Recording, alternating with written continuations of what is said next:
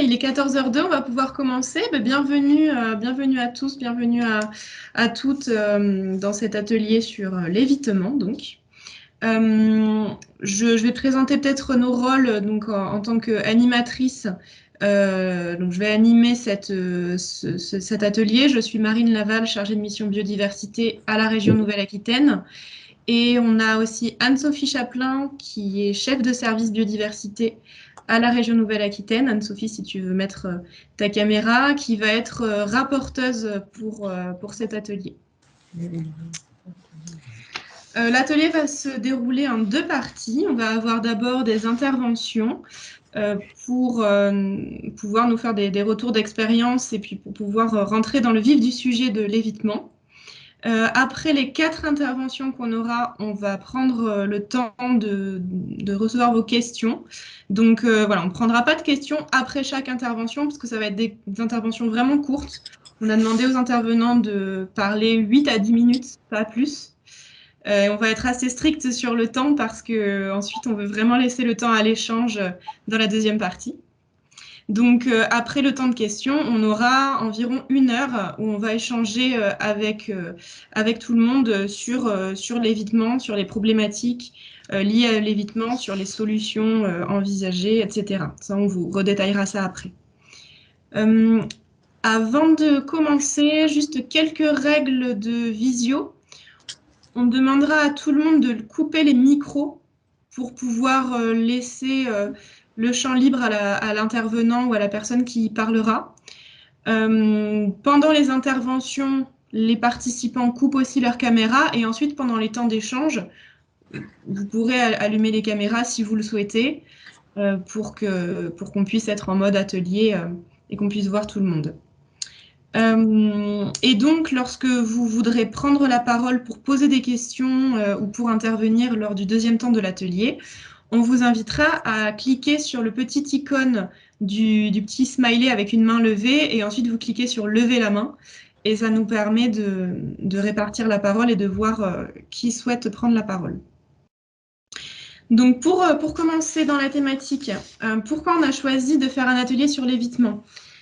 Alors, tout d'abord, parce que l'évitement, c'est la première étape de la séquence ERC. C'est une priorité absolue, hein, on doit éviter avant toute chose.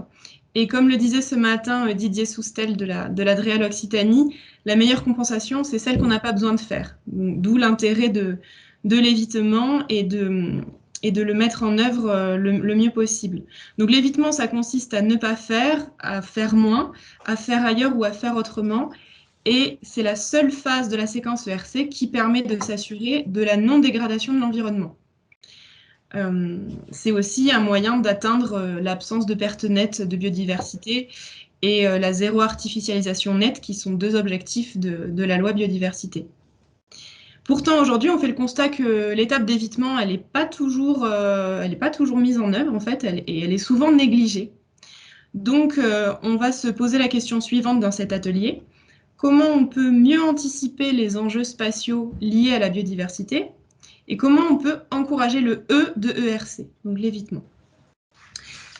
Pour pouvoir répondre à cette problématique, on va accueillir 4 intervenants. Donc, je vous présenterai les intervenants de façon plus précise lors de leurs interventions, mais je peux déjà vous les citer. Nous avons Françoise Sarrazin de l'Office français de la biodiversité, Johanna Perrodin de l'Observatoire Fauna, Manon Krébert de la région Occitanie et Gaspard de Taste et Philippe Morand de la SEM, Société d'économie mixte du Mont des Lauriers. Donc sans plus tarder, je vais laisser la place à Françoise Sarrazin pour s'intéresser donc aux éléments de méthodologie pour l'application de l'évitement. Oui. Et Françoise, si vous souhaitez partager votre écran. Oui, j'essaye. Alors, je vais arriver, donc je fais bureau, ça. Je vous ai perdu. C'est bon? Oui, c'est bon. Enfin, Okay. C'est pas en mode diaporama encore. Ouais, j'arrive avec le mode diaporama. Alors, il y a toujours cette histoire d'écran noir au milieu. Je vais faire comme ça, diaporama à partir du début. Voilà. C'est bon là? C'est parfait. Okay. À vous la parole. Donc, merci de m'avoir invité à cet atelier. Alors, les interventions sont courtes, du coup, je sans trop d'introduction, sachant que vous avez rappelé l'importance de l'évitement. J'avais préparé cette diapositive-là qui rappelle ce qu'est l'OFB, enfin ses principales missions, et sachant que l'OFB est encore un organisme un peu récent, puisqu'il est issu de la fusion de l'ex-AFB et l'ex-ONCFS, donc l'Office national de la chasse et de la faune sauvage et l'Agence française pour la biodiversité. Donc voilà, je rappelais simplement que cet organisme a des missions de police de l'environnement. Il est gestionnaire de certaines aires protégées. Il a une action de recherche et de connaissance, une action d'appui aux stratégies de la biodiversité et de mobilisation de la société, et enfin de traitement et d'organisation et de mise à disposition de données. Je rappelle dans cette rubrique-là qu'on travaille étroitement avec le MNHN à travers en fait une association entre 3 établissements qui s'appelle UMS Patrinat. Et donc, c'est cet organisme qui fait à la fois des recherches et à la fois travaille sur la collecte et la mise à disposition des données nature à destination de l'ensemble des acteurs. Donc voilà. Et du coup, en fait, dans chacune de ces missions, on a des actions qui concourent à l'application de la séquence ERC. Nicolas Surug, ce matin, l'a rappelé dans son discours d'introduction, donc je ne vais pas m'appesantir davantage sur cette présentation-là. Donc, j'en viens au cœur du sujet de l'atelier, c'est-à-dire l'évitement et en gros, comment faire. Donc, il y a un guide tout récent qui vient de paraître. Il est paru en juin 2021. Il a été élaboré par le CGDD à qui j'ai emprunté les diapos et je les en remercie. Et donc, ce guide, il se veut assez didactique. Il est assez court pour un guide puisqu'il fait 50 pages. Et surtout, il est décliné en fiches qui sont spécifiques pour chacun des acteurs. Donc, tout à l'heure, je vous rappellerai, enfin, je vous remettrai des adresses qui vous permettent d'aller directement au guide et aux fiches. Et du coup, le guide rappelle que l'évitement, c'est ne pas faire. Ça, c'est la première étape. Faire moins, faire ailleurs ou faire autrement. Donc, dans le guide, on explicite que l'évitement, c'est une démarche pas à pas qui est proposée, donc en 6 pas. Et le guide s'adresse bien d'une part aux plans et programmes et d'autre part aux projets d'aménagement. Et il couvre le champ d'application de toutes les thématiques environnementales, puisque c'est lié à l'évaluation environnementale. Et donc, on n'a pas simplement la biodiversité, on a aussi toutes les autres composantes, l'air, qualité des sols, etc. Comme là aussi, on l'a entendu plusieurs fois ce matin. Donc, les pas sont ordonnés là aussi. Donc, le premier pas, c'est d'identifier et hiérarchiser les enjeux sur la totalité du territoire concerné pour un plan et programme ou sur une zone d'étude élargie pour un projet.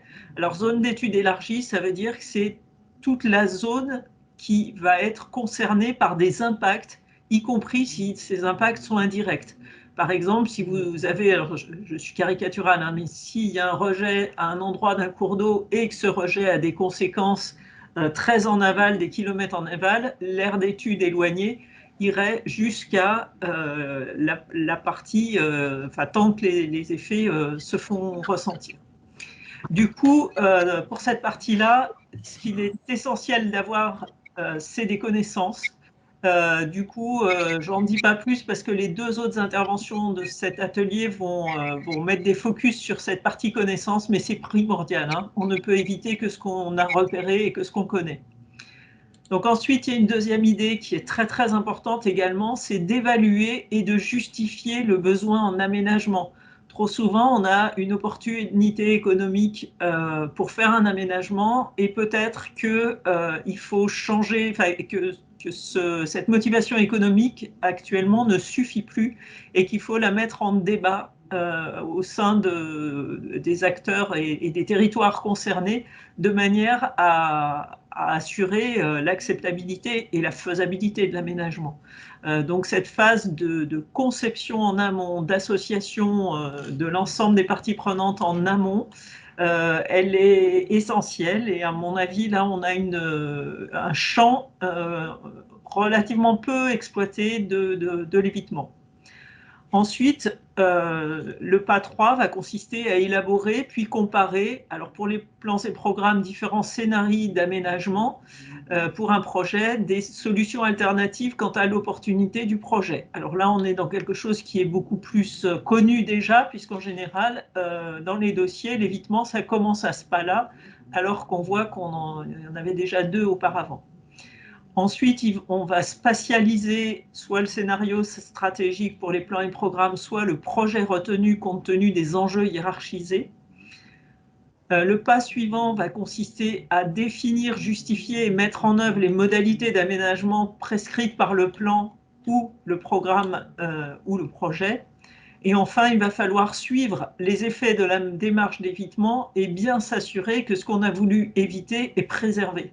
Donc là aussi, c'est un pas qui est souvent oublié. Donc les messages clés du guide sont résumés dans cette diapo. Donc l'évitement, on l'a dit à plusieurs reprises, mais doit être vraiment privilégié pour atteindre des objectifs à la fois d'absence de perte nette de biodiversité et de zéro artificialisation nette. Donc ces deux ambitions qui ont des sources un petit peu différentes, mais qui maintenant sont amenées à se conjuguer sur les territoires. L'évitement est une démarche et pas simplement une mesure, donc c'est toute une conception du projet et son insertion dans un territoire qui est à réaliser. Évitement et anticipation vont de pair, et plus on est en amont de la réalisation du projet, et plus on a de possibilités de faire jouer l'évitement. Le corollaire, c'est que plus on est proche de la réalisation, et moins on a de possibilités d'éviter. La démarche d'évitement doit être explicitée. Alors parfois, on a des démarches d'évitement puisque les porteurs de projets ont évidemment réfléchi à pourquoi et comment ils allaient réaliser leur projet. Par contre, c'est pas retracé dans le dossier, donc on dit que ça n'a pas été fait, mais de fait, c'est que ça n'a juste pas été relaté. Ensuite, les documents d'urbanisme sont des arènes idéales pour initier une démarche d'évitement intégratrice. Donc, c'est la fameuse tentative de synthèse et de conjugaison de besoins qui peuvent être contradictoires. Donc, c'est important d'organiser un débat, organiser des arbitrages entre projets contradictoires ou entre objectifs contradictoires. Et c'est pas simple, hein, comme l'a rappelé M. Le Sueur ce matin. Et pour cela, pour y parvenir, il faut s'entourer des compétences, des ressources et des données cohérentes de manière à vraiment pouvoir mettre en œuvre l'évitement. Et un petit rappel, quand on parle de biodiversité, là je fais un petit focus sur la biodiversité, souvent on pense aux espèces parce que c'est quelque part quelque chose de plus facile, mais il faut également penser habitat naturel et de plus en plus fonction écologique, c'est-à-dire fonction des écosystèmes. Et là, on a sans doute encore des travaux à faire en termes de méthodologie pour proposer des méthodes, des indicateurs pour justement identifier et repérer ces fonctions écologiques. Ensuite, et ce sera ma dernière diapo, éviter commence dès la conception du projet et j'ai eu connaissance du programme de recherche E égale RC+, qui a été mené par le groupe d'action, le groupe des aménageurs et des scientifiques pour la biodiversité et les infrastructures. Donc c'est un programme qui a été encouragé dans le cadre du programme ITECOP et qui me semblait intéressant. Ce programme-là, il s'est focalisé entièrement sur l'évitement et sur, en gros, comment faire concrètement pour faire jouer à plein l'évitement. Donc dans l'équipe, on n'a pas que des scientifiques, on va dire sciences dures ou écologie, on a aussi des sociologues, aussi des sciences humaines, et ce regard est très intéressant puisque au final, leurs résultats proposent tout un processus avec des outils d'animation, des outils de concertation, de manière à vraiment faire jouer cet évitement Et le pas qui est préalable et qui prend énormément d'importance dans leurs travaux, c'est le travail sur le besoin du territoire, le besoin du coup en type d'aménagement et le besoin, l'utilité du projet de manière générale pour le territoire. Et pour cela, ils ont mis en place des outils de concertation avec l'ensemble des acteurs. Et du coup, ça permet vraiment de prendre en compte la biodiversité dans toutes ses dimensions d'interdépendance socio-écologique. L'écologie, en fait, c'est intéressant, mais c'est pas tout seul, c'est aussi avec d'autres aspects de la vie humaine. Et là, vraiment, cette méthode permet d'intégrer ça et je trouve que c'est très intéressant, surtout justement pour assurer l'acceptabilité d'un projet et l'utilité d'un projet dans un territoire. Et je finis par là. Donc, en résultat, cette démarche débouche sur des propositions d'amélioration de la séquence décisionnelle en incluant la séquence ERC, vous l'aurez compris, principalement en décomposant très soigneusement la partie évitement. Le livrable final assure un retour d'expérience, c'est-à-dire chaque pas est relaté. Ça débouche sur des conseils quant à la décision à prendre sur l'aménagement à réaliser et une cartographie des zones évitées qui permet ensuite d'être réutilisée ou d'être capitalisée dans la connaissance globale du territoire. Et donc, si vous voulez en savoir plus, je vous renvoie sur ce rapport qui est publié, que vous trouverez sur le site de l'ITECOP. Donc voilà, j'en ai fini sur ma présentation en espérant ne pas avoir été trop longue. Merci, c'était parfait niveau timing. Parfait, merci, merci beaucoup pour cette présentation très claire et très intéressante. Vous avez cité dans votre présentation l'importance de la connaissance et ça fait un beau lien avec notre présentation qui va succéder. Donc j'appelle tout de suite à allumer sa caméra Johanna Perrodin. Je m'entends en écho, je sais pas si Oui, peut-être que bonjour. votre micro ouvert encore. Voilà, ça a l'air d'aller mieux. Donc, Johanna Perrodin, qui est chargée de mission référentielle et bioévaluation à l'Observatoire Fauna, va nous parler d'exemples d'outils au service de l'évitement développés dans le cadre du pôle faunistique SINP en région Nouvelle-Aquitaine. Johanna, je te laisse partager ton écran. Alors, est-ce qu'on est bon sur le partage? Ouais, on n'a pas encore le diaporama. Ah, ça devrait venir. J'en profite pour vous remercier pour l'organisation, en tout cas la préparation et la qualité qu'on a vue ce matin des échanges et des présentations. Donc, il y a un gros travail. Donc, merci à vous et merci de nous avoir invités. Est-ce que vous voyez le diapo, du coup? Oui, on le voit très bien. Ça marche. Donc, du coup, je vais vous présenter certains outils que le pôle faune du SINP, effectivement, peut proposer pour l'évitement. Donc, au départ, comme effectivement l'a dit juste avant François Sarrazin, il y a effectivement quelques prérequis. Donc, j'en cite quelques-uns et j'ai mis entre autres, puisqu'on l'a vu, l'état des lieux peut considérer beaucoup d'autres choses que les espèces.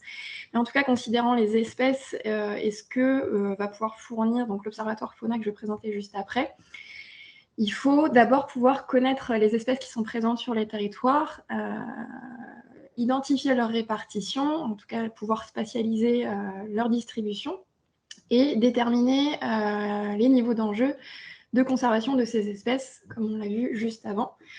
Donc, c'est 3 points pour lesquels l'Observatoire peut proposer des outils. Donc, l'Observatoire, pour ceux qui ne connaissent pas, c'est avant tout un pôle de gestion de données et d'expertise collaborative sur la faune de Nouvelle-Aquitaine. C'est également le relais en région du système d'information de l'inventaire du patrimoine naturel, donc SINP et la plateforme INPN, si vous connaissez. Sur le volet faune, puisque du coup, il y a d'autres volets pour le SINP qui sont notamment donc, le volet sur la partie géologie et végétale. Et enfin, l'Observatoire Fauna, c'est également une unité de service de l'Université de Bordeaux. Donc, c'est une plateforme de recherche labellisée. Et donc, au niveau des missions que propose cet observatoire, donc, il fédère et anime un réseau de contributeurs autour de démarches de la connaissance de la faune sauvage de la région. Évidemment, le cœur de l'activité reste avant tout de gérer un système d'information et une base de données contenant les observations publiques de la faune sauvage de la région. Donc, comme on l'a vu, il y avait un petit encart dans la présentation juste avant dans le diagnostic technique qui concernait justement les données d'espèces. Donc, c'est ce dont on va parler juste après. Et donc, pour cela, il facilite la structuration, le traitement et la diffusion de ces données donc, à travers différents outils. Et enfin, il apporte aussi un appui aux politiques publiques régionales à travers différentes productions, que ce soit des référentiels, des indicateurs ou d'autres documents sur l'état de la faune sauvage en Nouvelle-Aquitaine. Et donc, pour en revenir à ces données d'observation, donc les données qui sont présentes dans le système, la plateforme Fauna, c'est les données publiques. Et donc, leur consultation et leur téléchargement est gratuit et ouvert à tous. Donc, c'est défini par un protocole national et une charte régionale. Donc, la consultation en ligne, il y a différents outils qu'on propose. Il y a, on va aller voir juste après, un référentiel espèces, un requêteur de données. Il y a aussi un portail taxonomique, etc. Donc ça, c'est pour la consultation en ligne uniquement. Et ensuite, il y a aussi des possibilités de téléchargement directement de ces données via en fait, un formulaire de demande de communication qui peut se faire par tous les inscrits sur la plateforme de l'Observatoire Fauna. Et donc, je vais vous présenter rapidement un petit peu justement ces différents outils auxquels vous pouvez avoir accès, alors soit avec authentification ou sans authentification. Par exemple, le référentiel espèces ici. Donc, ça répond au premier point qui est de connaître les espèces qui sont présentes sur le territoire de la Nouvelle-Aquitaine, puisque l'idée de ce référentiel, ça va être de recenser toutes les espèces qui ont pu être observées sur une certaine période et sur le territoire, de leur attribuer un certain nombre de statuts. Donc, les principaux statuts sont effectivement des statuts de présence. Ensuite, on va retrouver des statuts d'indigénat, de l'endémisme quand il y a des statuts d'endémisme, les statuts de menace, etc. Il y a, en fonction des groupes, des niveaux d'information qui peuvent varier. Donc là, par exemple, on a des périodes d'observation, des difficultés de détermination. Il y a aussi des enjeux de conservation qu'on verra juste après. Donc ça, déjà, c'est un premier outil auquel, en tout cas, tout le monde peut avoir accès sans authentification sur le site, qui permet déjà de savoir, en tout cas, quelles sont les espèces sur le territoire. Ensuite, de manière un peu plus précise, du coup, on peut aller sur le requêteur de données pour aller chercher peut-être un peu plus d'informations sur la distribution des espèces.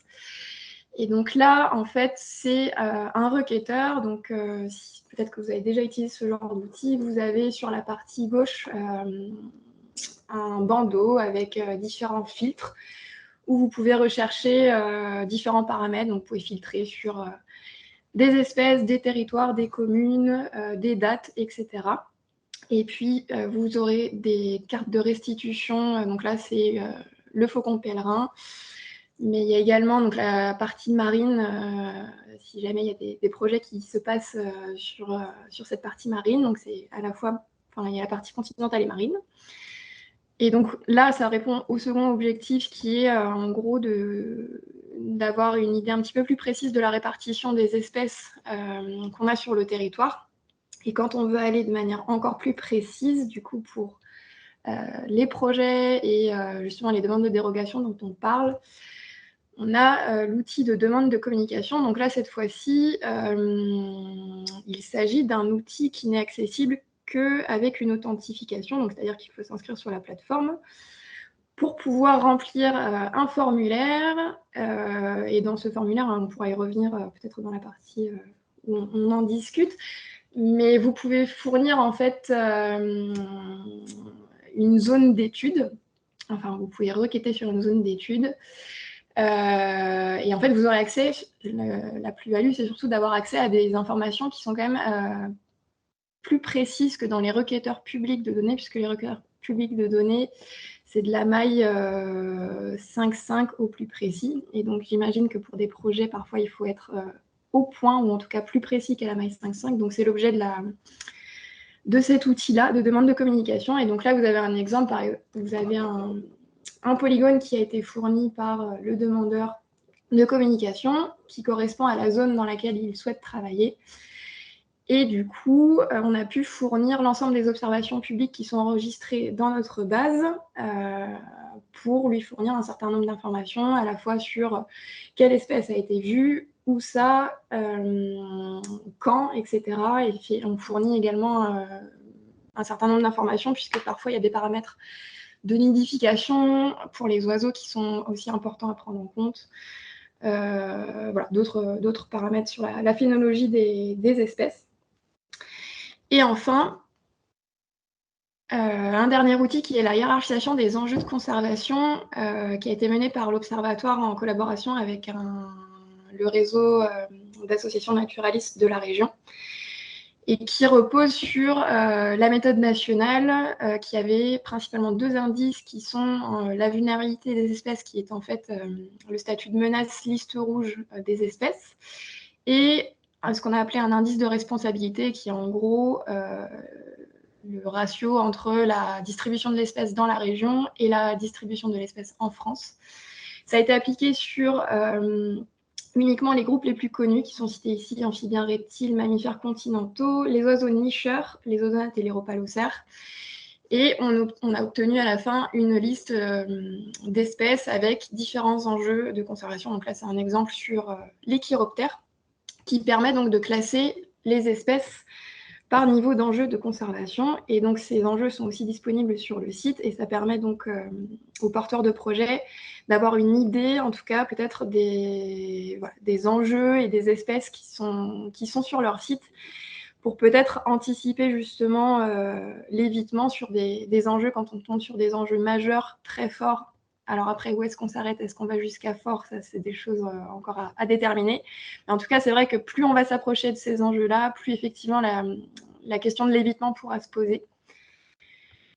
Et du coup, pour terminer, puisque je vois que le temps passe, donc les perspectives pour la hiérarchisation, en tout cas, on souhaiterait pouvoir la mettre à jour régulièrement pour pouvoir suivre l'évolution des espèces, et surtout appliquer les prochaines listes rouges de Nouvelle-Aquitaine dans cette méthode. On pense aussi à des déclinaisons départementales, puisque c'est une hiérarchisation qui est faite à l'échelle de la région. Et donc, il y a des enjeux probablement qui localement peuvent varier. On souhaiterait pouvoir ouvrir aussi cette démarche à d'autres groupes, puisque ça avait été dit aussi ce matin. C'est vrai que souvent, les démarches ERC sont assez focalisées sur les espèces patrimoniales, ou en tout cas un peu symboliques. Et donc, du coup, ouvrir à d'autres espèces et d'autres groupes comme les orthoptères, coléoptères ou d'autres espèces, ça permettrait peut-être d'avoir d'autres enjeux et d'attirer un peu les projecteurs sur ces groupes un peu moins connus. Et enfin, voilà, il y a aussi des espèces à enjeu de connaissance qui ont été identifiées par ce programme, donc aller un petit peu plus loin sur ces espèces-là. Et de la même manière que les premiers enjeux, enfin les enjeux les plus forts peuvent inciter à de l'évitement, tous les enjeux qui suivent, donc on a vu fort, notable, modéré, pourraient peut-être aussi servir, on pourrait peut-être élaborer en tout cas des ratios de compensation en fonction justement de ces enjeux et de ces listes qu'on a élaborées, pour avoir une harmonisation, on va dire, des compensations qu'on peut avoir sur les différents projets. Voilà, je vous remercie pour votre attention, et je laisse la parole à Marine. Merci beaucoup Johanna pour ta présentation. Tu étais pile poil dans les 10 minutes, donc c'est très bien. Merci d'avoir respecté le timing. Donc on voit avec ta présentation qu'on commence à avoir des outils en Nouvelle-Aquitaine pour pouvoir mettre en œuvre l'évitement. On va tout de suite laisser la parole à Manon Krébert, qui va nous présenter un outil qui est en train d'être finalisé, je crois, en Occitanie. Donc l'outil en question, c'est un outil numérique d'information géographique sur les enjeux de la biodiversité qui s'appelle Bioccitanie. Et donc Manon Krébert est chef du projet Bioccitanie. À toi la parole, Manon. Merci Marine. Est-ce que c'est bon au niveau de la diapo? Oui, nickel. Très bien. Donc, en effet, je vais vous présenter donc l'outil qu'on est en train de mettre en place donc dans ma région Occitane, qui est donc Bioccitanie. Voilà. Donc je passe très vite sur ce que c'est, parce que autant qu'on aille dans le vif du sujet et que je vous montre tout de suite l'outil. Mais très rapidement, donc Bioxitanie, en fait, c'est un projet qui est le fruit d'un programme d'investissement d'avenir qui est porté par l'ADEME et qui souhaitait réaliser un outil web cartographique de préservation et de reconquête de la biodiversité. Donc, c'est un projet qui a une durée de 3 ans, qui a commencé fin 2018 et donc qui se termine très bientôt puisque nous sommes actuellement en phase de mise en production de l'outil. Et donc, l'ADEME nous finance une partie de ce projet. Donc, les grands objectifs de Bioxitanie étaient de centraliser l'information sur la biodiversité et de la rendre accessible aux porteurs de projets, mais aussi de sensibiliser, d'orienter ces fameux porteurs de projets à la prise en compte le plus en amont possible des projets d'aménagement sur les sujets de la biodiversité. Et enfin, de façon générale, d'éviter, donc on rentre complètement dans le E de ERC, d'éviter la destruction et la mise en péril de la biodiversité sur notre territoire. Et donc, le public cible de cet outil sont les décideurs, les acteurs de l'aménagement et les acteurs de la biodiversité. Hop, je passe cette partie et on arrive direct à l'outil. Est-ce que c'est bon? Est-ce que vous voyez toujours la bonne partie de mon écran? Oui, ouais, Ok, c'est super. parfait.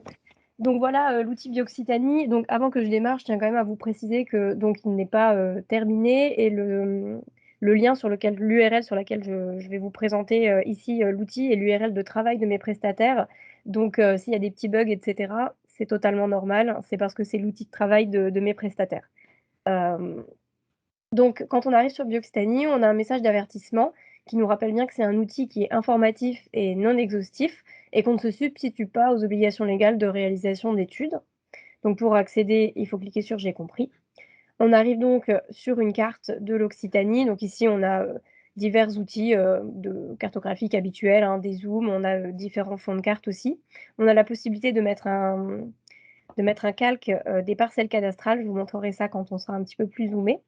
Et donc ici, on a une barre de recherche donc, pour chercher un territoire en particulier. Donc là, par exemple, je vous propose qu'on aille sur Nîmes. Donc on a une recherche par commune et par interco. On va aller sur l'interco.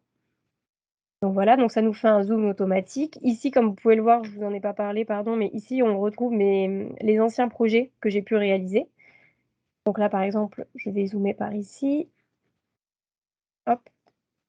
Comme ça, je vous montre rapidement donc le calque des parcelles cadastrales, qui permettent potentiellement de mieux se repérer dans l'espace, notamment pour les élus. Donc je vais créer un nouveau projet. Bon, alors, on ne va pas être hyper original, hein, je vais l'appeler test 2. Je crée mon projet. Et donc ici, j'arrive donc sur mon scénario A. Et donc là, j'ai la possibilité soit d'importer des emprises. Donc si j'importe une emprise, donc en fait, c'est un format carto que j'importe. Donc ça permet, si je suis déjà un peu avancée sur le projet que je souhaite réaliser, eh bien de l'importer directement dans l'outil. Ou alors, je peux dessiner une emprise. Donc là, on va dessiner une emprise. Je ne vais pas la faire trop grande, sinon ça va mettre du temps à charger. Voilà, donc là, j'ai dessiné mon emprise et je vais lancer mon analyse. Et donc là, j'arrive donc sur ma page de résultats. Donc je vais vous expliquer un petit peu tout ce qui se passe autour, le temps qu'il fasse son calcul. Donc ici, donc, je retrouve le nom de mon scénario. Donc on est bien sur le test 2. On est sur le scénario A du test 2. Donc on rappelle encore une fois ici que l'outil ne se substitue pas aux obligations légales de réalisation d'études environnementales, puisque comme je vous le disais, le but de Bioxitanie, c'est vraiment de réfléchir aux impacts de la aux impacts d'un projet sur la biodiversité, et bien dis donc, décidément, mais bien en amont, même en amont de diagnostic. Le but, c'est vraiment d'avoir une idée globale sur la biodiversité, sur le territoire qui nous intéresse. Donc on rappelle aussi que l'absence de données ne signifie pas absence d'enjeu, et surtout pour la partie espèces, mais on y reviendra un petit peu plus tard. Et enfin, on rappelle que pour toute information complémentaire, il faut prendre contact auprès de l'Adréal, puisque pour nous, le but, c'est qu'on soit un premier pas vers la prise en compte de la biodiversité, mais que derrière, les personnes qui utilisent Bioxitanie eh bien, continuent leur recherche, notamment par exemple auprès de l'Adréal ou de bureaux d'études. Donc là, on a nos résultats. Donc ici, on retrouve notre dessin sur cette carte. Ici, on a quelques informations sur le scénario. Donc on a la superficie et la dernière date d'analyse. Et là, si je dézoome, je vous présente l'emprise étendue, parce que donc ici, c'est l'emprise que j'ai dessinée, et on retrouve aussi l'emprise étendue qui équivaut à notre emprise et 2 km de zone tampon, qui permet sur de petites emprises comme celle-ci de pallier notamment aux données faunes qui, comme on le sait, se déplacent et ne restent pas statiques sur quelques mètres carrés. Donc voilà pour cette partie-ci. Et ici, on a la possibilité de télécharger le scénario avec l'ensemble des informations que je vais vous présenter. On peut aussi modifier le scénario en modifiant notre emprise dessinée ou le supprimer. Et donc, si je descends, je retrouve donc des enjeux sur les espaces. Donc là, par exemple, on va aller sur les espaces protégés. Donc ici, j'ai une définition des espaces protégés. On a plusieurs liens cliquables un peu partout pour plus d'informations, puisque, comme il a été dit précédemment, il est important d'avoir de la connaissance sur nos territoires. Ici, par exemple, là, je vais avoir des définitions. Par exemple, si je clique sur réserve de biosphère, j'ai une pop-up qui s'ouvre avec une définition des réserves de biosphère. Et si je veux avoir plus d'informations sur cette réserve de biosphère que je retrouve sur mon emprise ici, eh bien, je peux cliquer et j'arrive sur la page de l'INPN de cet espace précisément. Et donc ça fonctionne pour l'intégralité de la donnée, c'est-à-dire qu'ici, on est sur les espaces protégés, mais ça fonctionne aussi pour les TVB ou encore pour les IEP. Et on a donc l'information qu'on a sur l'emprise et aussi sur l'emprise étendue. Donc ici, on a la même chose, potentiellement, voilà. Ici, on a plus d'informations sur l'emprise étendue que sur notre emprise. Donc voilà en ce qui concerne la partie information sur les espaces. Et ensuite, en ce qui concerne donc l'information sur les espèces, donc on rappelle bien que les résultats dépendent des inventaires. Et donc la donnée n'est pas exhaustive. Et donc ici, on a 4 cartes. Donc là, on avait espace protégé, TVB et SNIEF. Et ici, on a donc une carte sur les inventaires, donc qui permet de savoir le nombre de jours d'inventaire réalisés sur la zone et sur les 3 dernières années plus précisément, avec une petite définition de qu'est-ce qu'un inventaire. Mais on a aussi donc 3 catégories d'espèces, les espèces à enjeu, les espèces exotiques envahissantes et les autres espèces inventoriées qui sont en fait les espèces qui ne sont ni des espèces envahissantes ni des espèces à enjeu. Et donc ici, comme pour la partie sur les espaces, on a donc une définition de la carte espèce, donc ici les espèces à enjeu, avec les espèces que l'on retrouve sur notre emprise, qui sont donc divisées par groupe taxonomique. Et si par exemple ici, je vais voir sur mes amphibiens, donc là comme on voit, je n'ai pas de données amphibiens sur mon emprise. Par contre, j'ai une espèce sur mon emprise étendue, qui est donc cette grenouille. Et donc si je clique ici, moi, j'étais sûre que ça n'allait pas charger, c'est pas grave, je l'avais chargé en amont, eh bien, je me retrouve pareil sur la page INPN de cette fameuse grenouille, ce qui me permet d'avoir plus d'informations, en tout cas de l'information plus détaillée sur cette espèce en particulier. Et directement sur Bioxtanie, j'ai son statut de conservation ainsi que l'année d'inventaire la plus récente, donc l'année où elle a été vue pour la dernière fois sur l'emprise. Et là, j'ai pas de données concernant les espèces. Est-ce que j'ai des espèces sensibles? Oui. Donc en fait, cette donnée-là que je vous présente sur les espèces, c'est la donnée du SINP régional. Et donc le SINP nous propose donc de la donnée au point, notamment pour les données qui ne sont pas des espèces sensibles. Mais par contre, pour les données sensibles, on a de la donnée qui est soit au département, soit à la commune, soit à la maille 1010. Et donc, lorsqu'on a, par exemple, ici, on a une donnée qui est à la commune, on la présente avec un petit 2 à côté et on retrouve la légende juste là. Donc voilà pour cette partie. Je ne sais pas combien de temps il me reste, donc je vais essayer d'aller vite. Et la dernière fonctionnalité que je peux vous présenter, c'est la possibilité de comparer des scénarios. Donc là, j'ai décidé donc de créer un deuxième scénario. Alors, je vais le faire tout petit, comme ça va aller très vite. Hop. Donc là, vous voyez, j'avais mon scénario A et ici, j'ai ajouté un scénario pour avoir un deuxième scénario sur mon même projet. Et donc ici, je vais pouvoir comparer les deux. Donc en fait, il faut que je les coche tous les deux. Donc je peux en comparer jusqu'à 6. Et donc après, je clique sur comparer mes scénarios. Alors évidemment, le temps que ça charge, je ne peux pas les comparer. Donc il faut que j'attende. Donc c'est très frustrant. Voilà, super. Donc, hop, je peux comparer mes scénarios. Et donc là, j'arrive sur une nouvelle page où en fait, je retrouve ma donnée sur mes deux scénarios. qui me permet donc de les comparer. Donc là, ici, on a donc la donnée qu'on retrouve à chaque fois sur nos cartes pour chacun des scénarios. Mais ici, on a aussi décidé de faire des graphiques parce qu'on s'est dit que c'était plus visuel, ça permettait de mieux se rendre compte des différences entre ces scénarios. Et donc voilà, donc on a des graphiques pour la partie espace et pour la partie espèce. Et donc, de même que pour le scénario en lui-même, on peut les télécharger, ce qui permet d'avoir après en version PDF ou JPEG l'ensemble de l'information qu'on a pu trouver sur Bioccitanie. Donc voilà, je pense que j'ai fait le tour. Ok, merci beaucoup Manon pour cette présentation en direct, cette mise en situation. C'est super intéressant ce genre d'outils, ça nous donne des idées pour nos futurs chantiers de notre communauté ERC en Nouvelle-Aquitaine. Et on voit qu'on peut aussi s'inspirer de ce qui a été fait en Occitanie, où vous avez été un peu précurseur sur ce sujet-là. On enchaîne avec notre dernière intervention qui va être faite à 2 voix.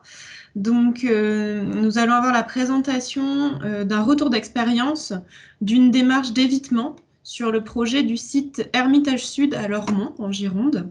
Et cette présentation nous sera faite par Philippe Morand et Gaspard de Taste. Donc, Gaspard de Taste, qui est directeur de cabinet de la ville de Lormont, et Philippe Morand, représentant de Domo France et assistant à la maîtrise d'ouvrage de la SEM d'aménagement Mont-des-Lauriers. Donc, en fait, la ville de Lormont et Domo France ont créé cette société d'économie mixte Mont-des-Lauriers. Et je vous laisse tous deux nous en dire plus sur ce projet et sur ce retour d'expérience. Oui, tout à fait. Alors, je vais essayer d'abord de vous partager l'écran et de vous mettre le diaporama. Est-ce qu'il s'affiche correctement?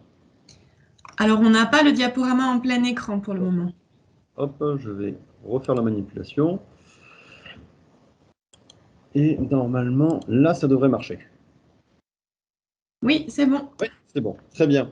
Bonjour à tous. Donc, Gaspard de Taste, effectivement, directeur de cabinet de la ville de Lormont. Tout simplement parce que, avec Domo France, nous avons créé une société d'économie mixte commune, donc une SEM d'aménagement qui a pour vocation d'aménager quelques terrains que nous avions encore de disponibles sur la commune de Lormont. Donc, je vais vous présenter dans un premier temps le projet en lui-même et Philippe Morand vous présentera dans un deuxième temps toute notre démarche d'ERC et plus particulièrement la partie évitement. Alors, la première des choses, c'est qu'il faut savoir que ce dossier a commencé réellement d'un point de vue technique à être étudié il y a plus d'une dizaine d'années. Donc, par rapport aux interventions précédentes, en tout cas, nous, maîtres d'ouvrage, n'étions pas du tout dans le même niveau de connaissance et de prégnance de ces enjeux qu'actuellement. Et c'est pour ça que quand on vous présentera la démarche, notamment d'évitement, elle a été un peu empirique et beaucoup moins structurée que ce qui a pu être présenté par les précédents intervenants, mais sur lesquels on se retrouve totalement. Donc là, vous avez quelques images du site sur lequel s'est engagé le projet. Donc la plus parlante, pour bien situer, celle que vous avez en bas à droite, qui est donc le site en globalité, qui était en fait une ancienne carrière. Donc on avait la carrière sur la partie gauche, donc où on creusait le coteau, puisqu'on est sur les coteaux de Lormont, mais sur les coteaux de la métropole. Et sur la partie droite, où vous aviez en bas l'usine, donc la partie industrielle, et avec une petite partie entre les deux, sur une emprise rouge que vous voyez, qu'on appelle nous partie haute, mais qui en fait était un déversoir de la carrière pour l'usine. Donc jusque dans les années 80, nous étions sur l'image que vous pouvez voir en bas à droite, c'est-à-dire vraiment un site industriel et avec une configuration extrêmement peu sensible à la préservation de la nature. Quand on a décidé d'engager le projet, on était plus sur l'image de gauche, donc l'image aérienne, sur laquelle vous pouvez voir que toute la partie carrière a été s'est renaturée de manière totalement spontanée, sans aucune intervention humaine. Et la partie droite, donc qui est en bas sur la photo aérienne, est encadrée par un liseré rouge, qui reste la partie industrielle, qui s'est beaucoup moins renaturée, tout simplement parce que sur la partie industrielle, on a une dalle de béton encore toujours aujourd'hui existante, qui fait à peu près 1 mètre d'épaisseur et qui n'a pas permis du tout la même renaturation du site. Donc la partie carrière qui a redéveloppé toute cette richesse environnementale est devenue un parc naturel qu'on appelle aujourd'hui parc de l'Ermitage, qui a été classé en SNIEF, et la partie donc qu'on appelle partie basse, qui était la partie industrielle, elle est restée à l'état de friche, et c'est sur laquelle on a souhaité porter un projet de centre thermoludique, donc autour du bien-être et de l'eau. Ce projet a été porté par la Société d'économie mixte, mais toujours dans la perspective qu'il soit réalisé et géré par la sphère privée. À aucun moment, la puissance publique, la ville de Lormont ou bien la métropole de Bordeaux, n'a souhaité porter ni l'investissement ni l'exploitation de cet équipement, puisqu'il relève des métiers de la sphère privée. Par contre, conscient des enjeux et des contraintes que pouvait être l'émergence d'un tel projet avec de telles ambitions, la Société d'économie mixte, donc Mont-des-Lauriers, a porté toute la démarche pour aboutir à un projet réalisable dans les meilleures conditions. Voilà. C'est pour ça que c'est la Société d'économie mixte qui a porté l'ensemble de la démarche qui nous intéresse aujourd'hui autour de l'évitement. Je ne sais pas si je suis cadré, si vous me voyez. Non. Bon, vous m'entendez, c'est le principal. On vous entend, on ne vous voit pas, mais on vous entend. Et si je me mets là, c'est Non, mieux. Ah d'accord, très bien. Donc Philippe Morand, Domo France, pour la SEM Mont-des-Lauriers. Il me reste 4 minutes. Je vais évoquer le titre du guide auquel faisait référence Madame Sarrazin tout à l'heure, qui était dit guide de la maîtrise d'œuvre de l'évitement. Et je vais témoigner, moi, non pas en tant que maître d'œuvre, mais en tant que maître d'ouvrage, comme s'il existait, ou comme s'il avait pu exister un guide de la maîtrise d'ouvrage de l'évitement. Vous le comprendrez au travers de mes propos, la chose est assez différente, suivant qu'on se place de notre bord SEM, faiseur, aménageur, maître d'ouvrage. Un maître d'ouvrage, c'est quoi, je le rappelle? C'est quelqu'un qui dit ce qu'il veut et qui le paie. Nous n'avions pas les moyens, SEM, de le payer. Nous avons trouvé les moyens de le faire payer. L'évitement, vous avez un fonds, mais si je n'ai que quelques minutes, je souhaiterais pouvoir lire une demi-page rapidement de notes que j'ai notées sur un bout de papier. L'évitement, très bien, on est tous d'accord sur le fond, pas de souci. Encore faut-il qu'il y ait l'identification préalable des matières à protéger. Ça a été évoqué ce matin, les questions de l'inventaire. Nous sommes arrivés sur ce dossier totalement ignorant, en tout cas moi je dois l'avouer. J'en profite, là ça prend 10 secondes, pour remercier Dréal, l'équipe de l'État en région, en particulier Sylvie Lemonnier, dont je me rappelle et qui a quitté Bordeaux, je crois, pour l'Occitanie, et plus particulièrement Nathalie Grelier qui nous supporte encore aujourd'hui. Le temps de l'inventaire, c'est ce qui est noté sur cette planche que vous voyez, n'était pas à l'époque compatible avec le temps sur une faisabilité ordinaire de programme, n'était pas compatible avec le temps ordinaire du déroulé de l'instruction d'une demande de permis de construire, de permis d'aménager. Il nous a fallu plusieurs années, suivant les espèces qui nichaient, qui migraient, que l'on voyait, que l'on ne voyait pas, pour déterminer, pour profiler, qu'il s'agisse des espèces, qu'il s'agisse des habitats protégés, pour profiler, disais-je, la matière qu'il y avait à éviter. Une fois qu'on a calé la chose à éviter, je parle toujours en maître d'ouvrage, hein, et je fais référence à notre expérience sur ce projet.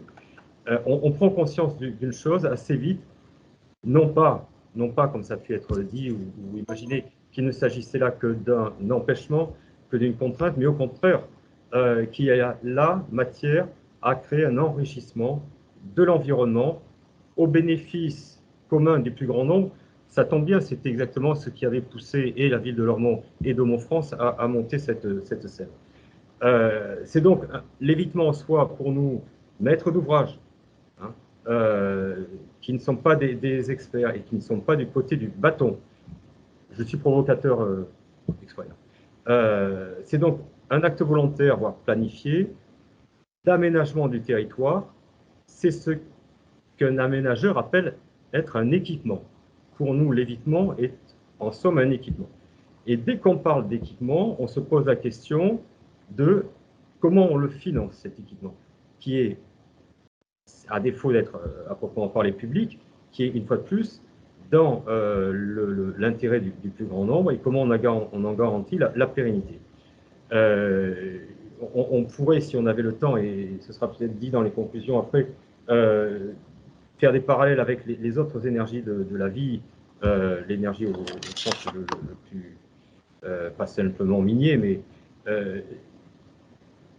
quand on est maître d'ouvrage, ça a été dit tout à l'heure, il y a un moment où il faut se poser la question, pas tant de l'équilibre financier, mais de l'intérêt de porter et de financer un déséquilibre.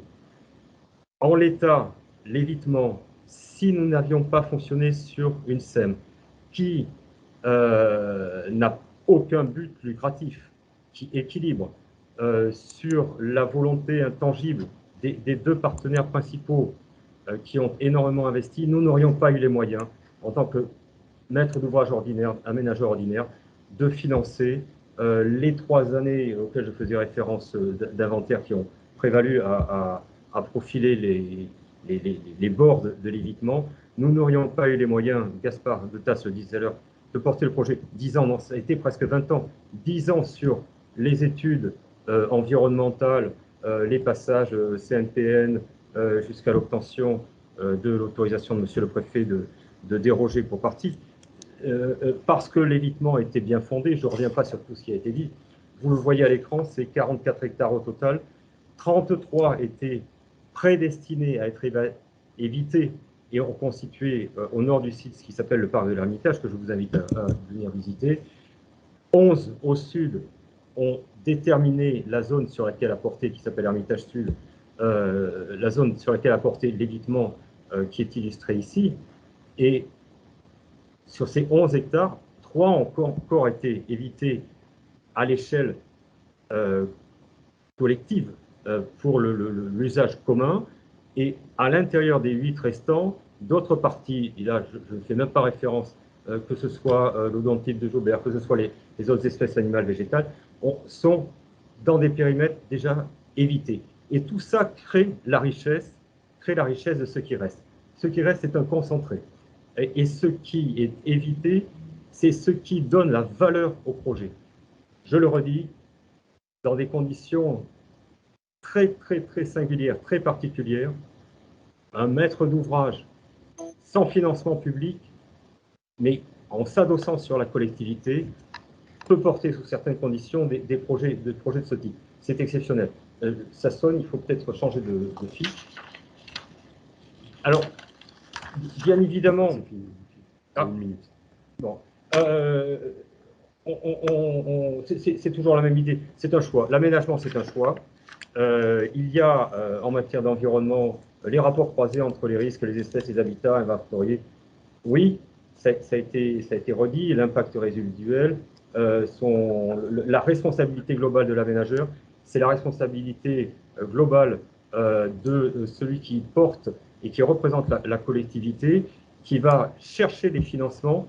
Je reviens là-dessus, et ça c'est le témoignage du maître d'ouvrage suite à ce type d'expérience. Comment, à l'avenir, on peut, en s'appuyant sur une véritable cartographie que nous n'avions pas à l'époque, très précise, le point, l'échelle du point, je ne la connais pas, mais il faudrait, si on peut gagner du temps là-dessus, parce que des outils nouveaux existent, si on peut s'appuyer sur un financement spécifique. Je ne parle pas de bénéfices, mais comment on équilibre cet investissement pour le bien-être de tous, en dehors de quelques projets privilégiés qui vont pouvoir investir des milliards, il faut que l'évitement profite au plus grand nombre. C'est un choix politique dans le meilleur sens du terme.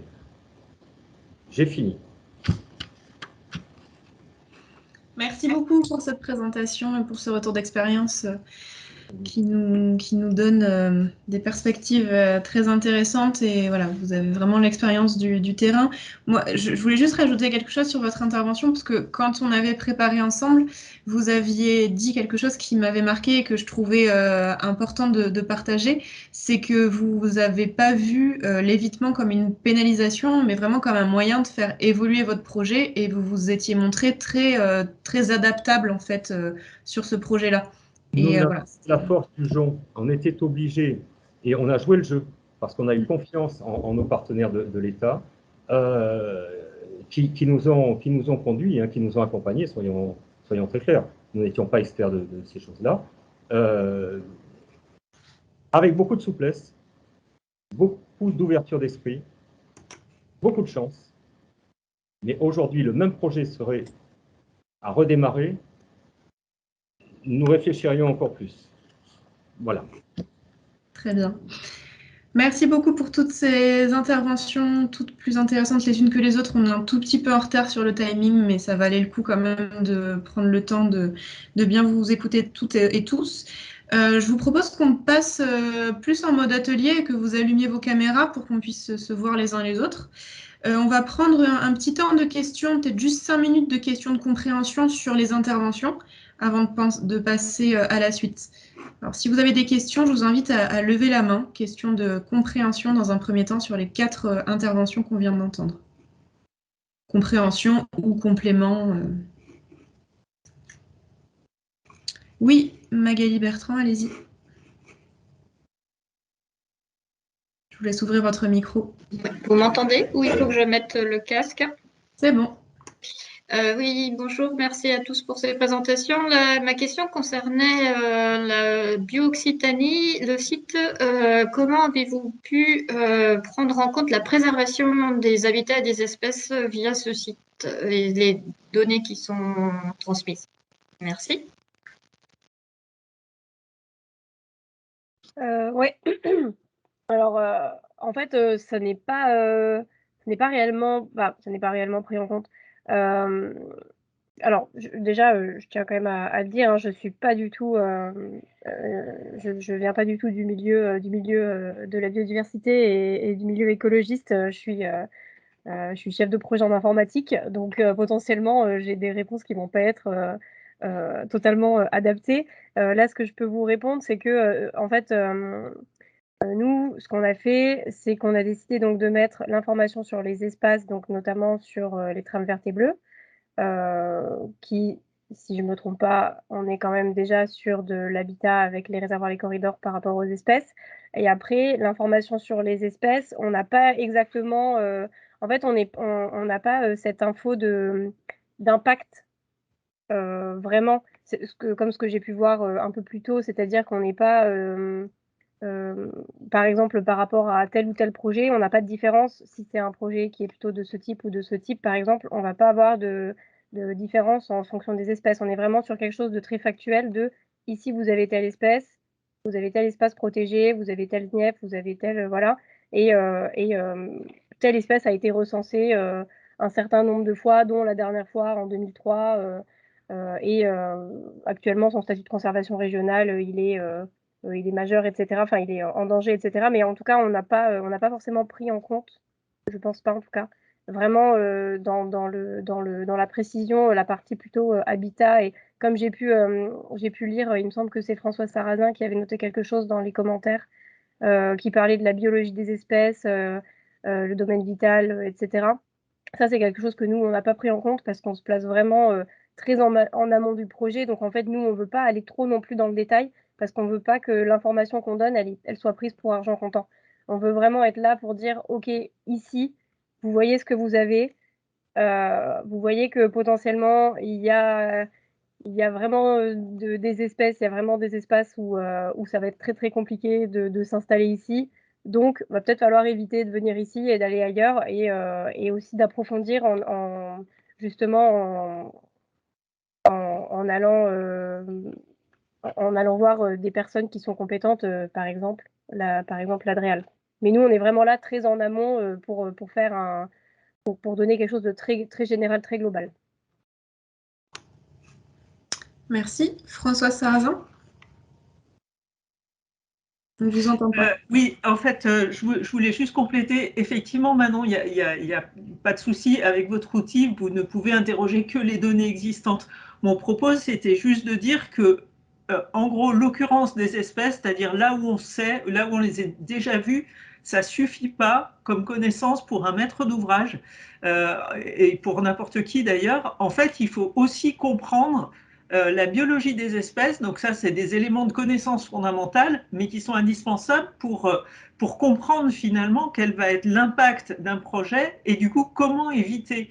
Parce qu'éventuellement l'espèce elle est pas là ou alors on n'en a qu'une petite partie, mais par exemple si c'est le noyau de la population, bah, peut-être qu'on va flinguer l'espèce sur des dizaines de kilomètres à la ronde et en fait avec juste l'outil qui va dire là il y en a, là il n'y en a pas, ça ne va pas permettre de discriminer que la population qui a sur ce kilomètre carré là, elle est plus importante que celle qu'il y a autour, parce que celle qui a autour dépend de celle-là. Enfin, je suis un peu caricatural dans mon propos, mais c'est pour dire que les outils du SINP montrent effectivement des occurrences, mais la connaissance du fonctionnement est vraiment importante pour comprendre ce qu'on va faire et comprendre en gros pourquoi, quels sont les risques sur l'espèce ou quelles sont les conditions pour qu'elle se maintienne.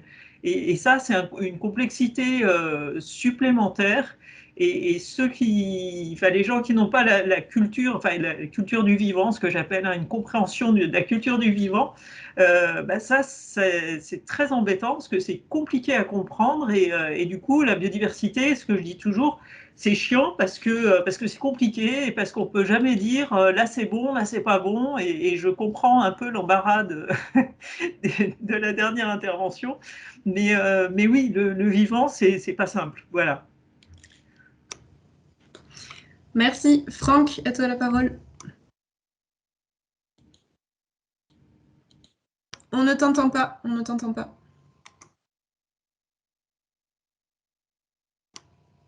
Il faut que tu actives le micro. Ah oui, pardon. Est-ce que vous m'entendez comme ça? Oui. Ah, merci.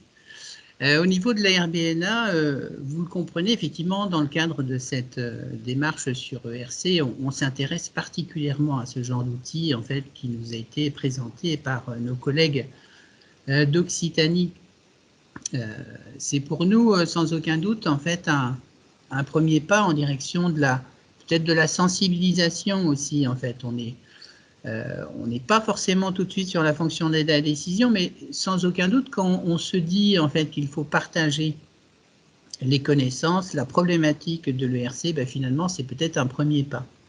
Alors, il y a quelques années, notre agence a développé un outil un peu du même type, qui ressemble un peu à ce que nos collègues en fait ont développé en 2017 sur le territoire de l'ex-Poitou-Charentes.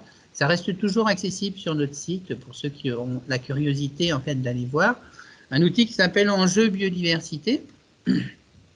Et en fait, en développant en fait la démarche, on s'est rapidement posé des questions sur que vous venez juste en fait de poser, c'est-à-dire quelles sont les limites de l'analyse de données et comment on peut faire pour aller plus loin en incorporant de l'expertise à côté de la donnée. En fait, il faut toujours l'accompagner d'expertise. Et en fait, c'est souvent au travers, on s'est heurté dans l'interprétation de la plateforme qu'on avait développée, qui était expérimentale pour nous. On s'est heurté en fait à la question de se dire comment on fait les croisements multithématiques. On a une approche en termes d'espèces, on va avoir des informations en termes de trame, on va avoir des informations de zonage, mais derrière, il y a le croisement et la connaissance en fait de l'expert et comment finalement dans des outils de ce type-là, on peut réussir à intégrer en fait ces choses-là. Nous, on avait commencé en fait à travailler sous forme de groupes thématiques. Et c'est vrai qu'aujourd'hui, on se pose vraiment la question de développement d'un outil de ce type-là à l'échelle de la Nouvelle-Aquitaine. Et je trouve vraiment que ce que vous avez développé en Occitanie, c'est vraiment extrêmement intéressant pour nous guider et voir comment on peut prendre appui, notamment sur le SINP pour le faire. Mais par contre, je ne sais pas si vous êtes arrivé en fait à ce questionnement, et c'est le nôtre aujourd'hui dans le développement de ce type d'outils. Est-ce qu'on pourrait passer d'un outil en termes d'analyse de données, où en fait on est simplement sur de dire voilà ce que nous savons sur votre territoire, et ensuite il faut creuser, ou est-ce qu'on peut aller plus loin en fait en intégrant de l'expertise humaine quelque part, et pour tendre vers ce qu'on appelle les modèles experts. Voilà, donc je vous renvoie une question peut-être qui s'inscrit en fait dans les questions précédentes, mais nous c'est vraiment au cœur de nos préoccupations de voir comment on pourrait éventuellement aller plus loin, bien que je le répète encore, déjà cette première étape nous semble incontournable et extrêmement précieuse.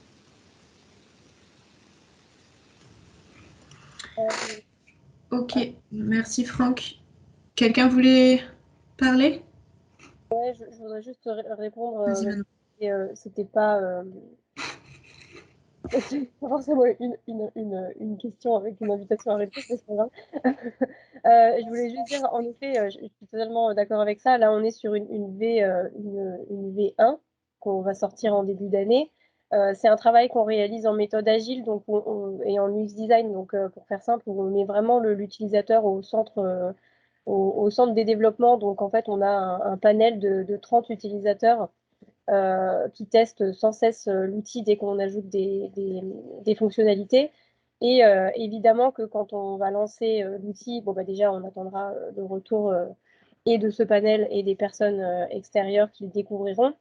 Et derrière, il y aura toujours des modifications et des moments de réflexion ensemble, etc., pour parvenir à quelque chose qui soit vraiment en accord avec les besoins. Donc, si c'est des choses qui sont déjà remontées, évidemment, hein, c'est juste que techniquement, on est sur un autre level de réalisation d'outils que vous nous proposez ici. Donc, mais en effet, c'est quelque chose qui reste de toute façon dans un coin de nos têtes et qui sera, je pense, fait sur des versions plus tard. Ok, quelqu'un lève la main, je ne vois pas qui c'est. Didier Labatte. Ouais, bonjour à tous, merci. L'expérience qui nous a été présentée par Occitanie faisait partie de 3 projets qui ont été adoptés, cofinancés via le PIA, hein, ça a été évoqué tout à l'heure. Il y en avait 2 autres, il y a un que vous connaissez sûrement qui s'appelle Biodiversité, qui a été mobilisé par la métropole de Bordeaux et qui visait de manière un peu spécifique à construire toute une chaîne de valeur autour des zones urbanisables au titre du PLUI et au croisement de la problématique zone humide. L'idée étant de proposer une forme de classement de ces zones humides avec une approche milieu mais aussi espèces, et par un jeu à la fois d'analyse à grande échelle et puis d'études naturalistes de terrain, d'élaborer déjà un inventaire qui permet aux aménageurs d'identifier les besoins en matière de démarche ERC à la parcelle et de juger de l'opportunité ou pas de réaliser leur opération d'aménagement compte tenu des enjeux biodiversité de la parcelle. Donc ça, c'est une échelle qui est un peu micro, hein, qui est difficile à faire à l'échelle d'une région. Mais on voit qu'on a différents outils qui peuvent se mobiliser. Un autre aussi qui était le projet ADNB, mobilisé par le département de la Dordogne avec le CAE, et qui visait là à proposer une forme de cartographie des milieux, plutôt, alors bon, une démarche un peu macro, hein, par photo-interprétation satellitaire et modélisation, mais qui sont des outils d'aide à la décision qui viennent assez en amont et qui doivent aider en tout cas les décideurs à évaluer un peu la pertinence ou l'intérêt d'aborder un parcellaire par rapport à leur projet. Donc, est-ce que ces démarches-là, on voit qu'elles sont à 3 échelles, métropole, département, région? Est-ce que là, effectivement, il n'y a pas une perspective pour anticiper la dimension évitée? Je voulais aussi évoquer des travaux de normalisation qui sont peut-être en débat au sein de l'AFNOR. Je ne sais pas si François Sarrazin suit ces travaux-là, mais qui visent à proposer, je dirais, une espèce d'inventaire des compétences et et des bonnes démarches d'inventaire naturaliste sur un terrain dans une perspective d'aménagement. Donc, est-ce que là aussi, ce n'est pas des pistes qu'il faut travailler? C'est-à-dire que chaque maître d'ouvrage puisse avoir affaire à des maîtres d'œuvre qui sont des équipes pluridisciplinaires ou des écologues qui vont garantir un minimum de qualité dans les études qui sont réalisées et desquelles les maîtres d'ouvrage ne peuvent pas se soustraire. C'est-à-dire qu'ils répondent à une forme de charte, en tout cas ils rentrent dans une démarche qualité qui fait que ces étapes de connaissances sont garanties dans leur contenu et dans leur complétude. Voilà, c'est quelques points que je voulais aborder avec vous. Merci. Florent Copeau, vous aviez levé la main. Oui, bonjour à tous, Florent Copeau, bureau d'études Symétis. Donc du coup, j'avais une question plutôt réglementaire qui s'adresse plutôt, on va dire, au service de l'État ou également à l'OFB. Aujourd'hui, ces mesures d'évitement qui sont mises en œuvre dans le cadre de la stratégie ERC, est-ce qu'elles doivent également, après en phase d'exploitation, faire l'objet de restauration et de suivi? Et si oui, sous quelle temporalité, indépendamment des mesures compensatoires qui pourraient être mises en œuvre?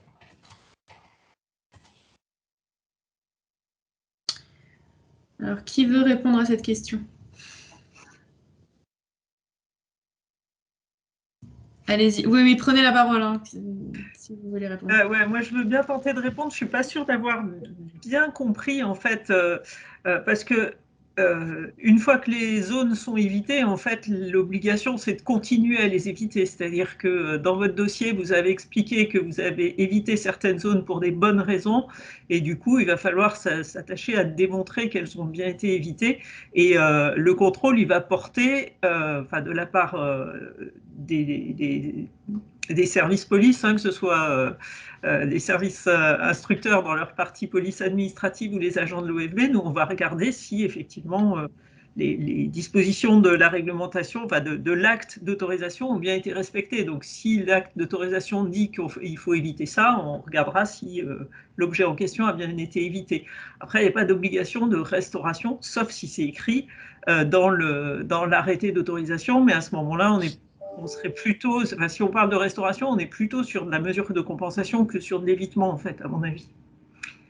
Et je profite de ce que j'ai la parole pour compléter ce que disait Didier. En fait, dans ce que tu as dit, j'ai l'impression qu'il y a deux projets à ma connaissance. Il y a d'une part une certification une qualification, on va dire, plutôt des bureaux d'études qui ont une compétence en génie écologique. Et d'autre part, il y a des travaux actuellement sur la normalisation des états initiaux de l'environnement qui visent à bien préciser qu'est-ce qu'on attend d'un état initial, qu'est-ce qu'on doit y trouver. Et par rapport aux propos de la SEM, là, à la fin, c'est vrai que je comprends, moi, dans votre propos, qu'effectivement, si vous aviez eu plus de connaissances à la base, et je comprends, moi, que ce ne soit pas au maître d'ouvrage d'acquérir toute la connaissance, parce que c'est énorme, ça vous aurait simplifié la vie. Et effectivement, d'où l'enjeu, d'une part, d'acquérir ces connaissances, et effectivement, ce n'est pas forcément que au maître d'ouvrage de le supporter. Deuxièmement, deuxièmement, de mettre à disposition ces connaissances. Donc, les quelques exemples qu'on a vus permettent de mettre à disposition la connaissance qu'on a. Et enfin, de continuer à poursuivre les acquisitions de connaissances, à la fois en matière de comprendre comment ça marche, les écosystèmes. Deuxièmement, comprendre dans quel état ils sont et où ils sont. Et troisièmement, le faire savoir et le mettre à disposition de l'ensemble. Et en fait, le SINP et tous ces systèmes d'observatoires qui sont plutôt libres et ouverts, ils sont comme vertu que chacun apporte sa pierre, et en fait l'acquisition de connaissances de l'un va bénéficier à l'ensemble de la communauté. Et en dehors de ça, je ne vois pas comment on pourrait s'en sortir, sachant que par définition, on n'atteindra jamais la connaissance parfaite. Donc voilà, c'est une démarche de progrès, et je comprends bien que quand on arrive en terrain où il y a zéro connaissance, c'est très très lourd pour un maître d'ouvrage, et effectivement, à mon avis, c'est bien que d'autres acteurs aussi participent à l'acquisition de connaissances. Merci. Juste, Oui, allez-y Magali.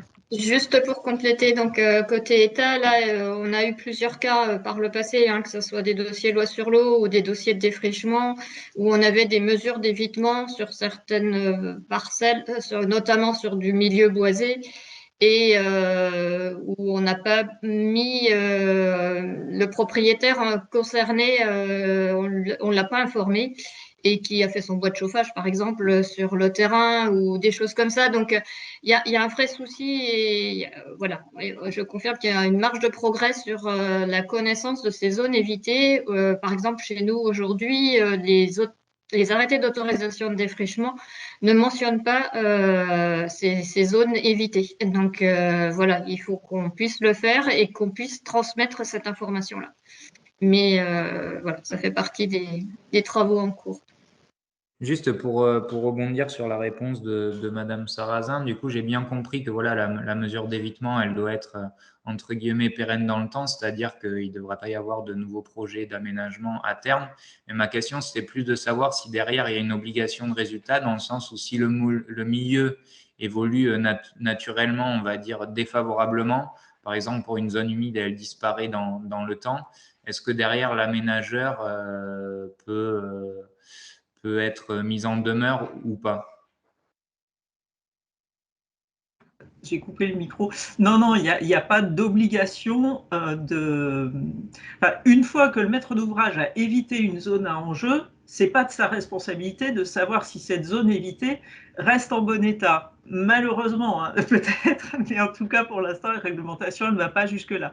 Par contre, et c'est ce que j'étais en train d'écrire, mais je le dis par oral, en complément de ce que dit Madame Bertrand, effectivement, il y a un enjeu pour les zones évitées. Une fois qu'une zone a été évitée pour une bonne raison, ça serait quand même malheureux soit de laisser l'enjeu se perdre ou la qualité du milieu se perdre pour évolution naturelle ou moins naturelle, soit au pire, et le cas s'est vu, on a un projet qui a dépensé plein d'argent, plein d'énergie pour éviter une cible, et puis finalement, 5 ans après, on s'aperçoit qu'il y a un lotissement ou un projet qui n'est pas soumis à autorisation qui s'est mis sur cet objet-là, et du coup, le maître d'ouvrage vertueux, il l'a un petit peu mauvaise parce que lui, ça lui a coûté cher, et au final, l'objet n'a pas été préservé. Et donc là, effectivement, il y a un enjeu collectif pour moi à déjà bien expliciter qu'est-ce qu'on a évité et pourquoi. Donc ça, c'est à chaque maître d'ouvrage de le faire. Deuxièmement, cet évitement pour bien, il faudrait qu'il soit porté à connaissance de l'ensemble de la communauté. Et là, je pense aussi aux élus et aux responsables on va dire, des documents de planification, puisque une des premières étapes, c'est que les documents de planification pourraient repérer ces enjeux-là et faire en sorte qu'ils soient durablement évités par l'ensemble des aménagements. Et troisième détente, éventuellement, on peut aller jusqu'à placer un outil réglementaire de protection. Mais du coup, l'évitement, une fois que le maître d'ouvrage, porteur de projet, lui, il a évité, s'il n'y a pas de relais derrière, il n'y a pas de relais derrière et il y a beaucoup de risques que cet objet-là ne perdure pas. Voilà. Ok. Je propose qu'on reprenne un petit peu les questions dans l'ordre parce qu'il y a plusieurs personnes qui attendent depuis un certain temps. Il y avait une question d'Annelise. Oui, bonjour. J'avais une question concernant le référentiel de hiérarchisation des enjeux de fauna. Est-ce que ce référentiel, on peut l'utiliser tel quel dans le sens où pour une étude réglementaire, on n'a pas besoin de justifier forcément les enjeux qui ont été donnés par fauna? Peut-être juste modifier un peu en fonction de l'habitat forcément que l'on a sur site, mais est-ce que le but est que tout le monde puisse utiliser ces enjeux-là en dehors de toutes les méthodos qui sont un peu utilisées par les différents bureaux d'études, ou c'est juste pour information voilà.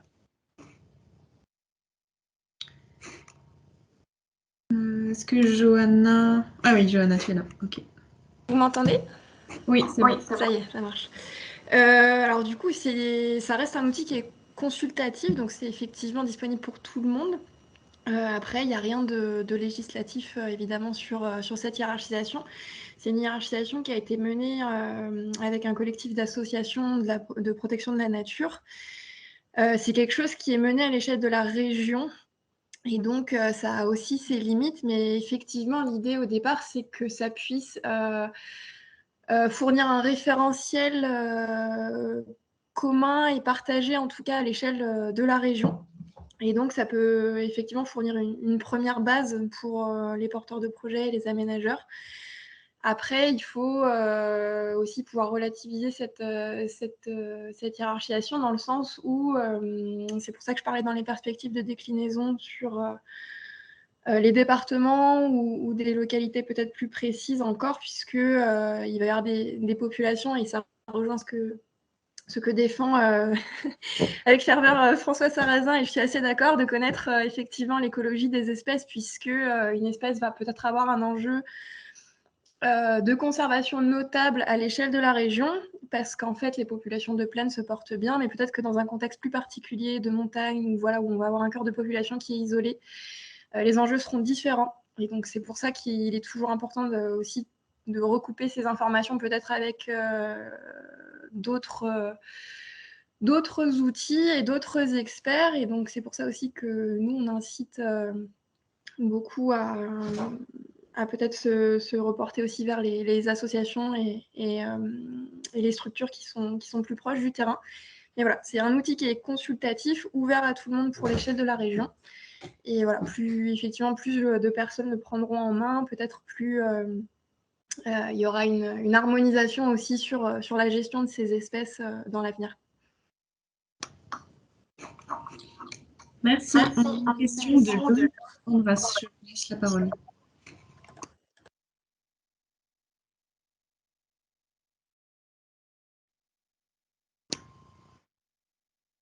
Loïc Enras, vous voulez poser une question? Vous aviez la main levée. Oui, effectivement. Oui, bonjour, merci. Loïc Enras, Forum des Mares Atlantiques. Vous m'entendez? Oui. Bien, merci. Ce serait à la fois une remarque qui débouchera sur une suggestion. Alors, tout d'abord, merci pour les présentations des différents projets qui ont été présentés, que je trouvais extrêmement intéressants, des dispositifs qui sont Alors, comme le disaient certains d'entre nous, là, si on n'est pas tout de suite dans l'aide à la décision, on est quand même sur des choses qui peuvent aider des décisionnaires publics. Et ça m'amène à ma remarque, qui est qu'aujourd'hui, alors c'est l'intitulé de l'atelier, hein, comment mieux anticiper les enjeux spatiaux liés à la biodiversité et encourager le E. Mais je pense que la biodiversité seule ne suffit pas à encourager le E de ERC.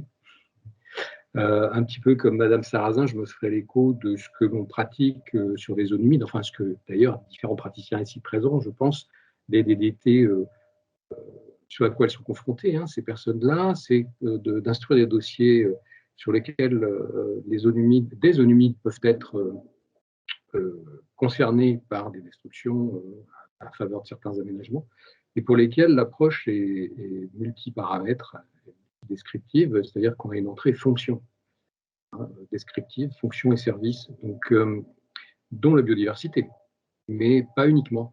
Et je pense que si on doit, alors là c'est du côté suggestion, si on doit, dans des groupes de travail à venir du dispositif actuel, hein, ici, prendre en considération les meilleures approches, je pense que celle qui est proposée dans la démarche ERC relative aux zones humides est pas mal du tout de ce point de vue-là, puisque on essaie de doter les bureaux d'études, les maîtres d'ouvrage d'un outil qui vise à une analyse des fonctions et services altérés ou résiduels et qu'il convient de compenser.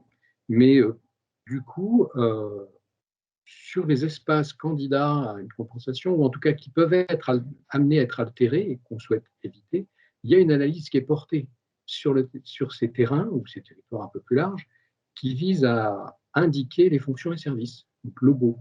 Donc, le maître d'ouvrage est mieux armé pour faire des choix d'évitement. C'est-à-dire, s'il sait qu'ici, il y a une zone qui présente telle et telle fonction qui est déjà très fortement altérée, mais qui aura un potentiel fort de réhabilitation, on va éviter de l'abîmer un peu plus. Et tant qu'à faire, on va emprunter un autre chemin, si c'est une route ou si c'est une infrastructure, qui, elle, sur laquelle, par exemple, elle est déjà pas mal altérée et il y a un très faible potentiel de réhabilitation, en tout cas d'expression de ces fonctions.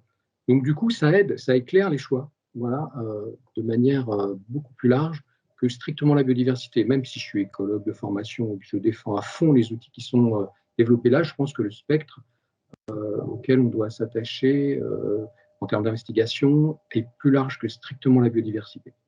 Voilà, c'était ma remarque. Merci.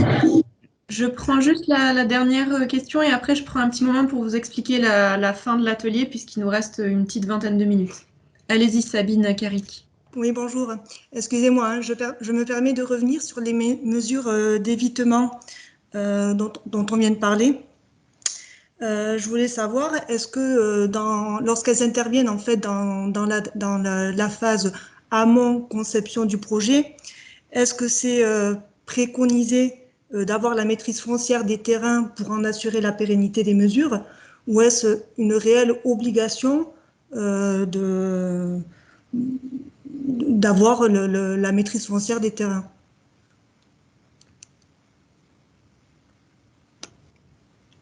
Voilà. Je ne suis pas sûre d'avoir bien compris avec les précédents échanges. Allez-y Didier Soustel si vous souhaitez répondre.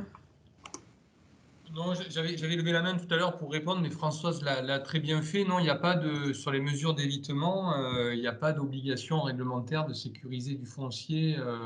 La seule obligation qu'on fixera à un maître d'ouvrage qui nous proposera une mesure d'évitement, ben, c'est de la conduire jusqu'au bout et de ne pas la détériorer, et de ne pas faire son aménagement sur la parcelle qui était dédiée à l'évitement. Mais il n'y a pas d'obligation ni de restaurer ces zones-là qui peuvent être, et c'est bien un problème, voilà, détruites par ailleurs dans le futur. Mais il n'y a il y a rien de tout ça dans la réglementation. Sur la connaissance, et c'est vrai que ça serait bien que ces zones évitées soient mieux connues pour être, soit on pourrait y mettre, effectivement, Françoise l'a dit, des systèmes de protection un peu fortes, soit elles pourraient au moins être dans les plans et les programmes, voilà, affichés comme non constructibles, enfin en tous les cas, ou espaces naturels, ce qui permettrait de les pérenniser. Et elles peuvent être affichées dans le logiciel GeoMCE que les maîtres d'ouvrage sont habitués à manier avec des bureaux d'études. Donc potentiellement, il y a une obligation de saisir dans GeoMCE les mesures de compensation qui est faite par la loi biodiversité, mais l'interface GeoMCE permet aussi de saisir les mesures d'évitement. Alors ça peut être un premier pas vers leur meilleure connaissance et leur meilleure prise en compte après en aval. Ok, merci. Je prends 1 ou 2 minutes pour vous expliquer la suite parce que donc il nous reste un quart d'heure d'atelier. On termine à 15h45. Après, on se retrouve à 16h en plénière, donc sur le même lien que ce matin. Pour ce dernier quart d'heure, je vais vous parler de la grille d'analyse que l'on a à remplir. En fait, on a 5 questions qu'Anne-Sophie, en tant que rapporteuse, est en train de remplir depuis tout à l'heure sur la base de nos échanges. Parmi ces 5 questions, il y en a 2 qui vont nous intéresser plus que les autres parce que ce sont les questions auxquelles on devra répondre, enfin, auxquelles Anne-Sophie devra répondre lors de la table ronde des rapporteurs qui a juste après l'atelier, donc à 16h. Donc, notre groupe sera interrogé sur les 2 questions suivantes. Quelles sont les principales difficultés rencontrées actuellement pour mettre en place l'évitement? Et avez-vous des pistes de travail à proposer pour la communauté régionale ERC? Donc, je vous propose qu'on échange pour ce dernier quart d'heure sur ces 2 questions. Anne-Sophie, est-ce que tu veux partager le diapo que tu as commencé à remplir? Ouais, voilà, du coup, j'ai essayé de remplir, alors j'ai pas forcément rempli exhaustivement toutes les diapos avec ces 5 questions. Par contre, je peux vous faire déjà un petit retour de ce que j'ai noté, comme ça on complète ensemble ou on précise. Alors, je partage juste mon écran.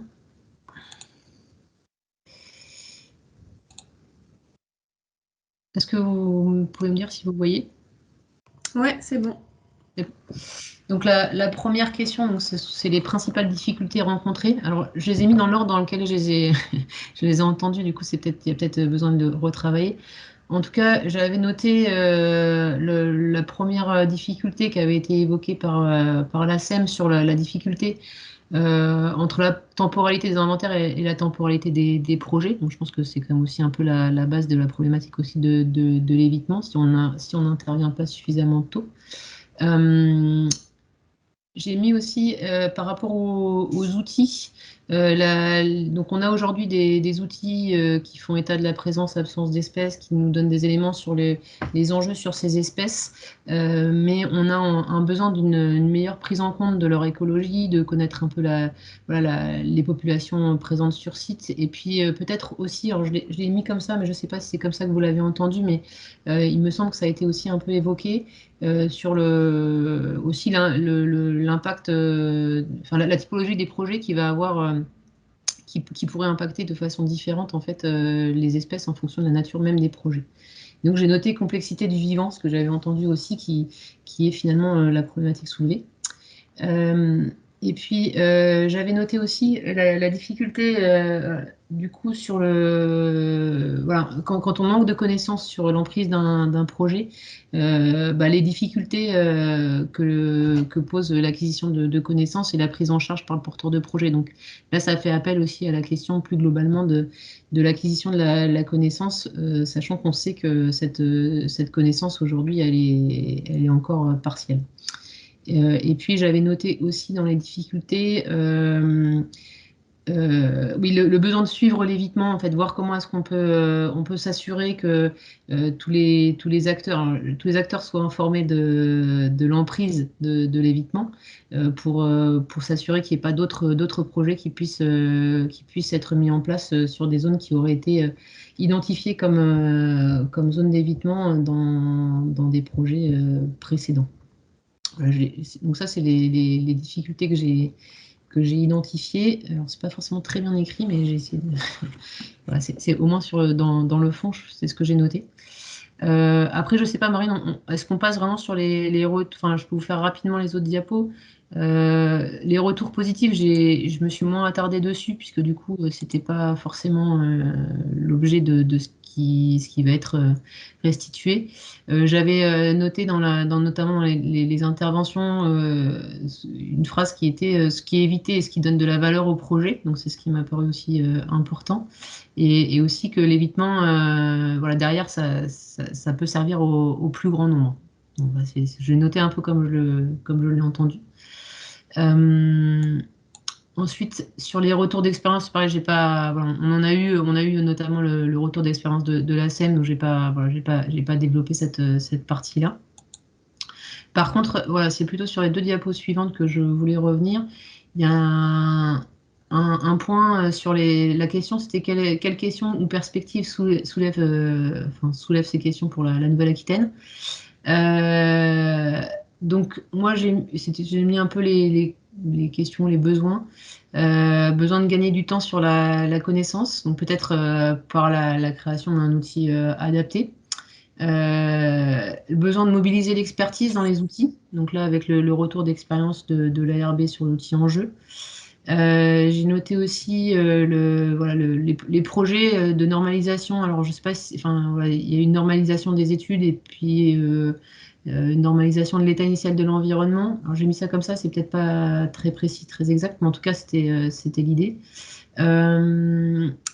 Un besoin aussi, donc ça c'était il me semble échanger plutôt dans le chat, mais de maintenir les compétences pour bien connaître le fonctionnement des espèces, mais je pense qu'on est voilà, sur l'écologie des espèces dans les services instructeurs et même, je pense plus généralement en fait, avoir cette compétence en écologie un peu à toutes les étapes et par un maximum de personnes pour être pertinent sur les autorisations délivrées, mais aussi je pense que c'est nécessaire, ça a été évoqué, je ne l'ai pas écrit là sur la diapo, cette connaissance, elle est nécessaire aussi pour mieux faire comprendre les orientations ou les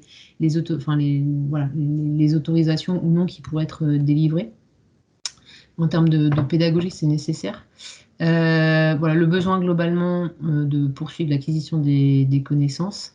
Et puis après, voilà, le dernier point, c'est celui que Loïc a soulevé. Alors, je l'ai peut-être pas très bien retranscrit, mais l'idée d'aller aussi au-delà des questions de biodiversité pure, entre guillemets.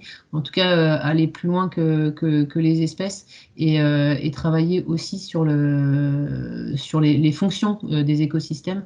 Donc, voilà, pour pouvoir aussi éclairer les choix et avoir d'autres arguments que la biodiversité elle-même. Et ensuite, la dernière diapo, donc c'est celle sur laquelle on va être interrogé. Alors du coup, c'est pareil, ça je l'ai mis comme ça, mais voilà, c'est pas forcément comme ça qu'elles ont été proposées. Mais comme la question, c'est est-ce qu'on a des pistes de travail pour la communauté régionale? Moi, ce que j'ai noté, ça fait écho à ce que j'ai dit précédemment. Il y avait la question voilà, de peut-être avoir un travail collectif sur poursuivre l'évitement, essayer de voir comment est-ce qu'on peut, alors j'ai mis sanctuariser, c'est peut-être pas le bon mot, mais en tout cas protéger les zones qui sont évitées. On n'a pas d'obligation réglementaire aujourd'hui. Il y a eu la piste qui a été évoquée de l'intégration dans les plans et programmes. Peut-être qu'il y a d'autres pistes à évoquer. En tout cas, voilà, voir comment est-ce que collectivement on peut peut-être travailler sur cette question de l'évitement et voilà, fait de protéger ces zones.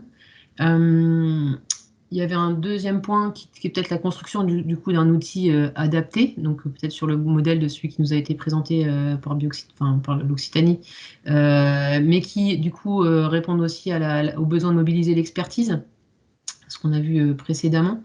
Et puis après, je sais pas, voilà, est-ce que c'est une piste de travail de la communauté? Ça, je ne sais pas, mais en tout cas, j'avais noté aussi la normalisation de l'état initial de l'environnement, en tout cas ces projets en cours qui permettent aussi d'avoir un peu des références communes. Voilà un peu comment j'ai retranscrit vos interventions. Du coup, je suis prête à noter ce que vous voulez préciser ou compléter. Peut-être si on reprend peut-être les difficultés, on a le temps de reprendre les 2 diapos, Marine? Oui, on finit à 45. Il y a Magali Bertrand qui a levé la main. Allez-y. Parce que par contre, je ne vois plus les gens, moi, comme j'ai partagé mon écran. Voilà. Oui, c'était juste le témoignage de mon expérience là. J'ai l'impression, alors je ne suis pas experte en biologie non plus, mais j'ai l'impression que c'est quand même compliqué d'anticiper le déplacement des espèces, etc. Et le témoignage de Lormont était assez flagrant là-dessus. Ils ont mis 10 ans pour y travailler. Par contre, je me dis, il y a des choses qu'on peut vraiment travailler facilement au niveau de la planification. Donc, pour 10 ans, c'est les zones humides et les trames vertes et bleues. Ça, c'est des choses sur lesquelles l'évitement est assez facile à mener parce que les zones humides, elles existent et tout le monde les connaît. Et si le travail est bien fait sur la trame verte et bleue et que le travail d'identification de comment circulent les espèces, comment elles se reproduisent, etc., ça veut dire qu'on a cette connaissance-là et que ces zones-là peuvent être évitées.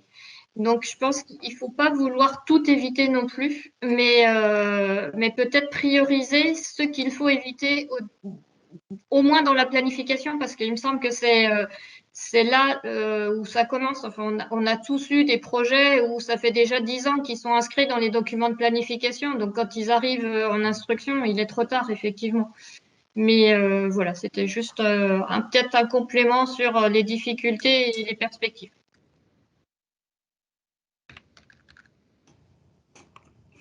Merci. Est-ce qu'il y a d'autres compléments? Oui, Loïc Enras. Oui, je peux que saluer la proposition étant de l'Église, protection des zones humides, si on peut dire, en tant que pôle relais zones humides. Effectivement, aujourd'hui, avec la dynamique des inventaires, même si sur la région Nouvelle-Aquitaine, ça couvre que 40 à 50% actuellement du territoire, on voit que ça peut être facile de faire de la communication. C'est pas facile, hein, il y a du boulot à faire. Mais vu la cartographie qui est en cours, pour aider à l'intégration dans les PLU et dans les SCOT de ces zones, en zones non constructibles, en tout cas inciter les élus locaux à le faire prendre en compte, c'est possible puisqu'elles peuvent être déterminées dans beaucoup d'endroits. Deuxième point, pour qu'ils puissent, ces élus locaux, et je parle du monde rural, pourquoi? Parce que très souvent, une grande partie, mais là, des aménagements ou des projets qui visent à modifier des milieux semi-naturels ou naturels concernent pas mal le milieu rural. Hein. Nous, on l'a vu, on a fait des stats en Bretagne. C'est plus de 70%. Alors, je ne sais pas où ça en est, vous, sur les DDTM, au niveau des dossiers que vous instruisez, pour ce qui est des métropoles et des villes moyennes Le périurbain, c'est plus réduit que les milieux ruraux. Mais on constate que pour qu'un maître d'ouvrage local, élu, communauté de communes, commune, révise sa position avec ses élus locaux sur un aménagement, et il a besoin de mettre en balance ce que lui considère être un projet d'intérêt général ou pour le moins d'utilité publique, avec des propriétés propres de son territoire qui auraient été localisées, que ce soit de la zone humide, des trames vertes ou bleues, de mettre en balance, c'est-à-dire un intérêt général contre un intérêt général. Et pour ça, comme je vais le répéter encore, hein, les espèces et les petits oiseaux, clairement, hein, je vais le dire comme ça, brut de décoffrage, ça les fait rigoler. Donc, si on veut vraiment être crédible, il faut fournir une boîte descriptive beaucoup plus vaste que strictement la biodiversité. Je le regrette, hein, mais c'est un fait. Et du coup, je reviens encore là-dessus. Si on peut dire que on a des milieux, des habitats qui remplissent tout un tas de fonctions et qui remplissent des services d'intérêt collectif local et d'intérêt général à mettre en balance avec un projet qui, lui aussi, du point de vue de ses promoteurs et d'intérêt général, eux auront les instruments pour faire un évitement et essayer, comme c'était dit juste avant, d'aller impacter un milieu un petit peu moins important du point de vue des services rendus ou potentiellement qui peuvent être rendus. Donc, je pense qu'on a à étoffer nos boîtes à outils d'aide. Elle est en train d'être étoffée, on le disait, pour les zones humides grâce à cet outil d'évaluation des fonctions des zones humides, notamment, qui sert dans le dossier de montage de projet pour la séquence ERC. Donc là, le muséum et l'OFB ont mis au point un outil pour ça. Je pense qu'il a besoin d'être élargi, ce type d'outil, aux autres types de milieux que les zones humides. Voilà. Il y a là, tous les autres types de milieux, naturels et semi-naturels, auraient besoin d'être informés aussi pour que ça ne soit pas les seuls. Voilà. Pas que les zones humides et les trames vertes et bleues qui soient concernées, mais aussi des milieux comme ça peut être des prairies sèches, ça peut être des futaies, ça peut être des boisements qui vont être intéressants à conserver. Il faut armer les décideurs avec tout un tas d'éléments descriptifs et fonctionnels qui leur permettent de faire à la balance avec un projet qui, pour eux, leur tient à cœur parce qu'ils y trouvent un intérêt général ou au moins, comme je disais, une utilité publique. Voilà. Merci pour votre intervention. Je crois qu'on a bien... Ça va, Loïc, si je mets du coup offrir une boîte à outils beaucoup plus large que la biodiversité, balance. Bon, j'ai mis intérêt général parce que je pense que voilà, je pourrais l'expliquer. Et du coup, c'est finalement en faisant appel aux questions plus larges sur les services écosystémiques, en fait. C'est ça, je peux le traduire comme ça. Oui, mon propos, c'est celui-ci. Oui. Allez, il est 44, on prend une dernière intervention de Gaspard de Taste. Oui, merci. Simplement pour vous dire qu'en tant que maître d'ouvrage et retour d'expérience, je souscris à tout ce qui a été mis en avant. Je ferai vraiment un parallèle aujourd'hui sur la métropole bordelaise où, par exemple, on a un plan de prévention du risque inondation qui est quelque chose d'opposable et qu'on intègre dès la réflexion sur l'urbanisation d'une zone. Et donc, ce PPRI n'est plus une contrainte maintenant dans l'aménagement, c'est une donnée. Et je pense qu'il faut vraiment que sur cette notion d'évitement, on ne soit pas dans une contrainte parce qu'elle arrive a posteriori de la réflexion d'aménagement, mais il faut qu'elle soit une donnée qui arrive a priori de l'aménagement. Quand ça arrive a priori, aujourd'hui on a l'expérience et sur un site très proche de celui des Cascades, on a a priori la connaissance de zones humides qu'on va éviter parce qu'on sait que ça va être aussi beaucoup plus simple, parce qu'on sait que ça va être une donnée positive pour le projet, parce qu'on va pouvoir aussi offrir une diversité écologique à ce futur quartier. Mais il y a vraiment une question de contrainte quand ça arrive a posteriori et opportunité ou en tout cas donnée quand ça arrive a priori. Et vraiment en tant qu'aménageur ou faiseur de la ville de demain, moi si j'ai un vœu à formuler, c'est ça. C'est-à-dire qu'aujourd'hui l'État a pris la main sur le plan de prévention des risques d'inondation. Et donc, c'est devenu une donnée. Ce serait souhaitable, en tout cas, côté aménageur, que l'évitement et ces problématiques, qui ne sont pas des problématiques, mais des enjeux écologiques, soient a priori intégrés et documentés. Ok.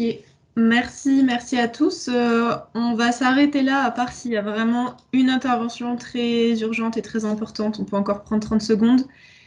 Mais sinon, on se retrouve à 16 h en plénière sur le lien de ce matin, donc sur le lien de ce matin, pour la table ronde des rapporteurs.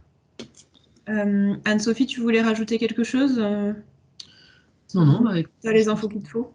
Ouais, je pense. Ok. J'essaierai d'être fidèle à ce qui a été dit. Ok. On vous remercie vraiment chaleureusement d'avoir autant participé à cet atelier. On voit que l'évitement est un sujet qui intéresse beaucoup de monde et on en reparle dans un quart d'heure, même pas, avec tout le monde pour la table ronde. Merci à tous et à tout à l'heure.